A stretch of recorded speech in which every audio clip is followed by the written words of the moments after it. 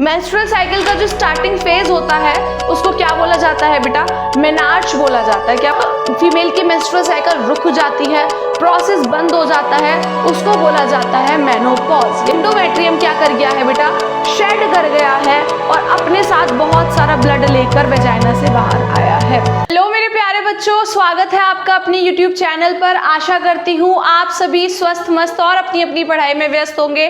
तो बेटा last lecture तक we have already discuss about the first phase of menstrual cycle. बेटा menstrual cycle का पहला फेज हम लोग डिस्कस कर चुके हैं विच वाज मेंस्ट्रुअल फेज, और आज हम लोगों ने डिस्कस करना है about the second phase which is follicular phase. हम लोगों ने आज फॉलिकुलर फेज के बारे में अच्छे से पढ़ना है, पूरा डिटेल्ड आउट पढ़ना है। एक लेक्चर में एक ही फेज के बारे में हम लोग पढ़ने वाले हैं, तो हमारा सेकेंड फेज होने वाला है फॉलिकुलर फेज। बेटा फॉलिकल नाम आपको काफी सुना सुना लग रहा होगा क्योंकि हम लोगों ने अपने oogenesis वाले लेक्चर में कुछ फॉलिकल्स के नाम पढ़े थे। तो फॉलिकल हम लोगों ने क्या पढ़ा था कि जब मैच्योर होता है हमारा एग, जिस टाइम पे मैच्योरेशन के लिए जाता है तो उसके ऊपर एक लेयर बनती है, उस लेयर को क्या बोला जाता है? Primary follicle. प्राइमरी फॉलिकल के ऊपर एक और लेयर बनती है, उस लेयर को बोला जाता है secondary follicle, and secondary follicle के ऊपर एक और लेयर बनती है जिसको बोला जाता है टर्शियरी फॉलिकल। और बेटा जब टर्शियरी फॉलिकल मैच्योर होती है किस में कन्वर्ट हो जाती है? वो कन्वर्ट हो जाती है इनटू ग्राफियन फॉलिकल, और हमारा जो अंदर एग प्रेजेंट था वो क्या हो जाता है? वो भी मैच्योर हो जाता है, वो प्राइमरी oocyte से कन्वर्ट होकर क्या बन जाता है? Secondary oocyte। ये सब मैं आपको पढ़ा चुकी हूँ oogenesis वाले लेक्चर में। अगर बेटा आप लोगों ने अभी तक मेरा वो लेक्चर चेकआउट नहीं किया है then go and check it out, क्योंकि ये लेक्चर काफी रिलेट करने वाला है हमारे oogenesis वाले लेक्चर से। क्लियर? और जो लास्ट लेक्चर हुआ है उससे भी। ठीक है बेटा, तो स्टार्ट करते हैं बिना किसी देरी के। सबसे पहले क्या होगा बेटा? हमारे ब्रेन में प्रेजेंट है हाइपोथैलेमस। हाइपोथैलेमस एक हार्मोन सीक्रेट करेगा, जो कि जब मैंने हार्मोन्स के बारे में पढ़ाया था तब मैंने वो हार्मोन पढ़ाया था। The hormone is GnRH, gonadotrophin releasing hormone. ठीक है बेटा, तो GnRH रिलीज होने वाला है कहां से? हाइपोथैलेमस से। जैसे ही GnRH रिलीज होगा, GnRH किसके ऊपर एक्ट करेगा? GnRH will act on the pituitary gland. बेटा हमारे ब्रेन में ही प्रेजेंट रहती है gland which is called pituitary gland. बेटा पिट्यूटरी ग्लैंड पे क्या करने वाला है? GnRH एक्ट करेगा उसके ऊपर। जैसे ही वो पिट्यूटरी ग्लैंड पे एक्ट करेगा, पिट्यूटरी ग्लैंड क्या करने वाली है? दो हार्मोन्स सीक्रेट करने वाली है। The hormone number 1 is LH and the hormone number 2 is FSH। LH stands for luteinizing hormone and FSH stands for follicle stimulating hormone. यही लिखा है hypothalamus starts releasing GnRH, gonadotrophin releasing hormone which acts on pituitary gland। यही बताया है मैंने आपको। pituitary gland release two hormones, FSH follicle stimulating hormone and LH luteinizing hormone। यही बताया है मैंने अभी तक आपको। हमारा हाइपोथैलेमस क्या करने वाला है? एक हार्मोन रिलीज करने वाला है GnRH, एंड GnRH एक्ट किसके पे करने वाला है? पिट्यूटरी ग्लैंड पे। जैसे ही GnRH पिट्यूटरी ग्लैंड पर एक्ट करेगा, पिट्यूटरी ग्लैंड क्या करेगा? दो हार्मोन सीक्रेट करेगा, LH एंड FSH। अब LH एंड FSH क्या करने वाले हैं? which acts on primary follicle where primary follicle get mature and form Graafian follicle। अब बेटा प्राइमरी फॉलिकल मेच्योर होगा, ये दोनों क्या करेंगे? FSH और LH एक्ट करेंगे प्राइमरी फॉलिकल पर। प्राइमरी फॉलिकल सेकेंडरी फॉलिकल बनाएगा, सेकेंडरी फॉलिकल टर्शियरी फॉलिकल बनाएगा, एंड इन दी एंड हमारा ग्राफियन फॉलिकल बन जाएगा। तो ये जो पूरा सफर तय हो रहा था हमारी एक ओव्यूल के मेच्योर होने का, वो कौन करवा रहा था बेटा? हमारे LH एंड FSH। अब क्या होने वाला है? Graafian follicle and the egg present inside the Graafian follicle get mature and called secondary oocyte। बेटा ये मैंने oogenesis में पढ़ाया था कि जिस टाइम पर ये रहा, इसके अंदर यहाँ पर हमारा एग था, this will be primary follicle, primary follicle के ऊपर सेकेंडरी फॉलिकल, सेकेंडरी फॉलिकल के ऊपर tertiary follicle and Graafian follicle, Graafian follicle. और ये जो अंदर वाला हमारा एग होगा ये प्राइमरी oocyte से कन्वर्ट होकर क्या बन जाएगा? Secondary oocyte। ये मैं पढ़ा चुकी हूँ अपना oogenesis वाले टॉपिक में। क्लियर? अब हमारा सेकेंडरी oocyte बन चुका है, मैच्योर हो चुका है। अब क्या होगा? Mature Graafian follicle will release oestrogen. अब एक बहुत ही इंपॉर्टेंट, बहुत ही महत्वपूर्ण हार्मोन जो कि मैं पढ़ा चुकी हूँ हार्मोन्स में, जब मैंने फीमेल रिप्रोडक्टिव ऑर्गन पढ़ाया था तब मैंने पढ़ाया था कि फीमेल के अंदर एक 2 हार्मोन सीक्रेट होते हैं जो कि बहुत ही इंपॉर्टेंट रोल प्ले करते हैं, जिसमें से कि एक हार्मोन का नाम है बेटा ईस्ट्रोजन। अब ये क्या करने वाला है, मैच्योर ग्राफिकन फॉलिकल क्या करेगा, एक हार्मोन रिलीज करेगा ईस्ट्रोजन। अब ईस्ट्रोजन को लगेगा कि मैं तो बहुत ताकतवर हूं, मुझे LH और FSH की जरूरत नहीं है। वो LH और FSH से बोल देगा जाओ यहां से, मुझे तुम्हारी जरूरत नहीं है, और पिट्यूटरी ग्लैंड को एकदम आदेश दे देगा कि तू इनका सीक्रेशन रोक दे। पिट्यूटरी ग्लैंड क्या करेगी बेटा, LH और FSH का सीक्रेशन रोक देगी। अब क्या प्रेजेंट है वहां पर, सिर्फ ईस्ट्रोजन प्रेजेंट है। और बेटा ईस्ट्रोजन क्या करता है, रीग्रोथ ऑफ एंडोमेट्रियम, हमारी एंडोमेट्रियम की रीग्रोथ करता है, उसको दोबारा से प्रिपेयर करना स्टार्ट करता है। क्यों, क्योंकि अभी इससे पहले जो मेंस्ट्रुअल फेज हुआ था उसमें सारी एंडोमेट्रियम शेड हो चुकी है। अब हमारी एंडोमेट्रियम को प्रिपेयर होना है फिर से, क्या पता कंसीव कर जाए फीमेल, तो बच्चे को भी तो कैरी करके रखना है एंडोमेट्रियम को। लेकिन अभी हम लोगों ने कंसीव वाला केस नहीं पढ़ना, हम लोगों ने पढ़ना है कि अगर कंसीव नहीं करेगा तो क्या होगा, है ना।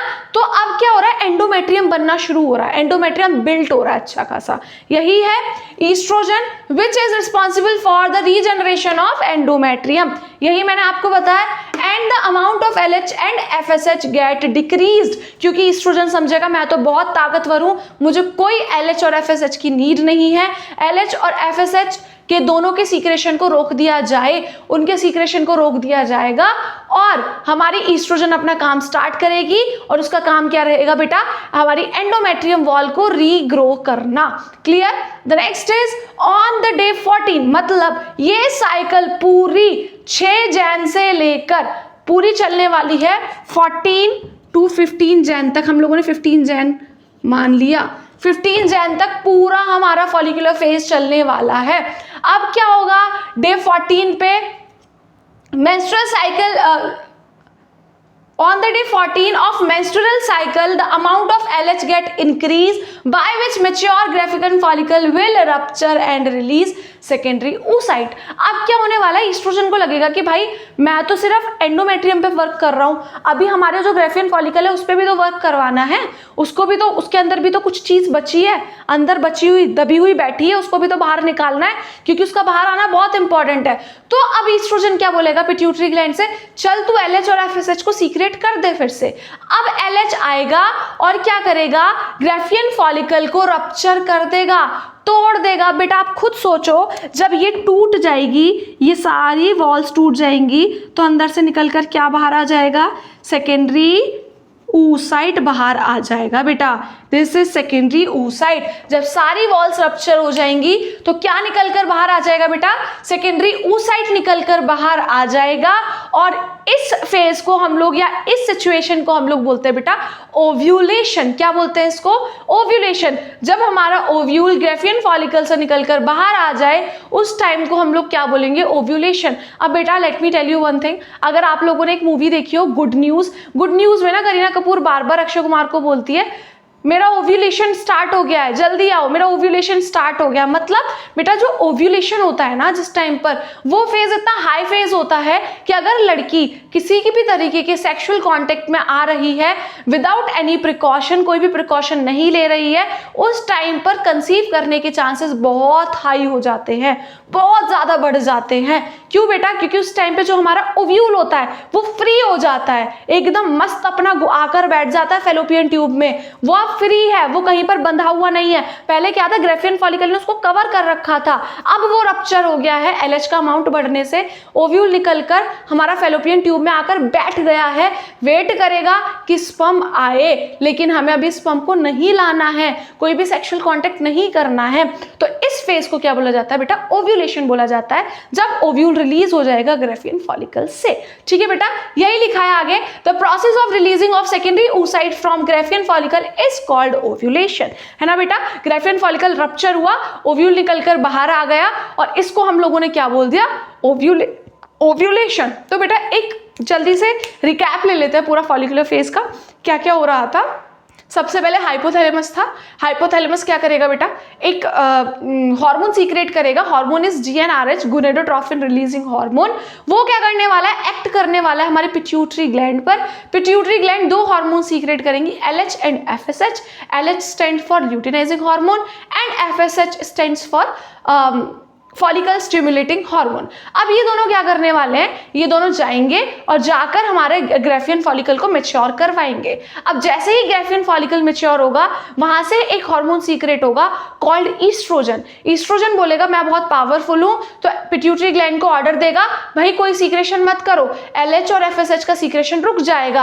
अब हमारा ईस्ट्रोजन क्या करने वाला है, एंडोमेट्रियम वॉल को थिक करने वाला है, उसकी रीग्रोथ करने वाला है। उसकी रीग्रोथ होगी, जब रीग्रोथ हो जाएगी तब हमारा ईस्ट्रोजन बोलेगा चल पिट्यूटरी ग्लैंड तू अपना LH सीक्रेट कर दे। वो LH को सीक्रेट करेगा। जैसे ही LH सीक्रेट होगा, LH क्या करेगा, ग्रेफियन फॉलिकल की जो ग्रेफियन फॉलिकल था उसको क्या कर देगा, रप्चर कर देगा, तोड़ देगा। जैसे ही ग्रेफियन फॉलिकल रप्चर होगा, उसके अंदर जो सेकेंडरी oocyte बैठा हुआ है वो निकल जाएगा और उसको क्या बोला जाता है बेटा, उस पूरे प्रोसेस को क्या बोला जाता है, ओव्यूलेशन। क्योंकि इसमें क्या हो रहा है, हमारा ओव्यूल मैच्योर हो चुका है और वो बाहर निकल कर आ रहा है। और बेटा इस दौरान जब ओव्यूलेशन होता है, इस दौरान कंसीविंग चांसेस बहुत ज़्यादा बढ़ जाते हैं। ठीक है बेटा, क्लियर। तो ये आपको पता होना चाहिए बायो के स्टूडेंट होने के नाते कि कौन सा ऐसा फेज होता है जिस दौरान कंसीविंग चांसेस बहुत ज़्यादा बढ़ जाते हैं। तो बेटा आपको पता होना चाहिए कि लड़की की मेंस्ट्रुअल साइकिल जहाँ से बिगिन हुई है, वहाँ से 15th डे पे जो लड़की का कंसीविंग चांसेस होते हैं वो बहुत ज़्यादा होते हैं। मतलब सेकेंड वीक पे बहुत ज़्यादा हाई चांसेस हो जाते हैं। क्लियर बेटा, clear. So that is it all about this lectures. आशा करती हूँ आपको सब कुछ अच्छे से समझ में आया होगा। बहुत ही इंपॉर्टेंट है, हर साल बोर्ड में आने वाला है। One of the most important question में से एक क्वेश्चन है, हमारी पूरी मेंस्ट्रुअल साइकिल से आता है। तो बेटा आप माइंड में रखिए, चीज़ों को याद रखिए। आशा करती हूँ आपको अच्छे से समझ में आया होगा। If you guys like the video, do like, share and subscribe the channel. Thank you so much for watching.